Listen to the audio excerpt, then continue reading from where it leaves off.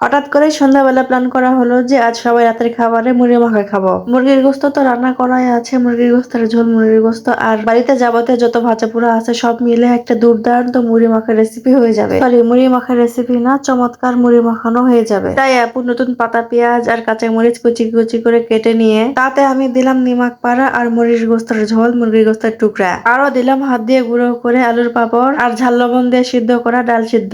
এই প্রথমবার আমি মুড়ি মাখাতে আলুর পাঁপড় ব্যবহার করেছি। আসলে মুড়ি মাখার জন্য আমাকে আলাদা করে কোনো কিছুরে জোগাড় করতে হয়নি। বাড়িতে যা যা ভাজা পোড়া অ্যাভেলেবল ছিল আমি সবগুলো দিয়ে দিয়েছি এবং এটাও ভাবিনি যে মুড়ি মাখার সাথে খেতে ভালো লাগবে কিনা। সবগুলো ইনগ্রেডিয়েন্টস নেওয়ার পর আপু সুন্দর করে মাখিয়ে পরিমাণ মতো মুড়ি দিয়ে মজা করে মাখিয়ে দিল। আমার আপুর হাতের রান্না তো মাশাল্লাহ মাশাল্লাহ অনেক মজার। আর এত কিছু দিয়ে মুড়ি মাখানোর পর দেখতে যেমন সুন্দর লাগছিল, খেতেও মাশাল্লাহ মাশাল্লাহ অনেক মজা হয়েছে। অনেকদিন পর এরকম একটি রিচ মুড়ি মাখা খেলাম, যার জন্য আমি আগেই বলেছিলাম আজ রাতের খাবারে মুড়ি মাখা খেয়েছি। কারণ এত কিছু দিয়ে মুড়ি মাখানোর পর সেই মুড়ি মাখা খেয়ে কি আর পেটে জায়গা থাকবে? ঠিক এতগুলো মুড়ি মাখা খেয়েও আমাদের পেটে আর জায়গা ছিল না। স্পেশাল ভাবে নিমাক পাড়া আর আলুর পাঁপড় দেওয়ার কারণে এই মুড়ি মাখার স্বাদ দ্বিগুণ হয়ে গিয়েছিল।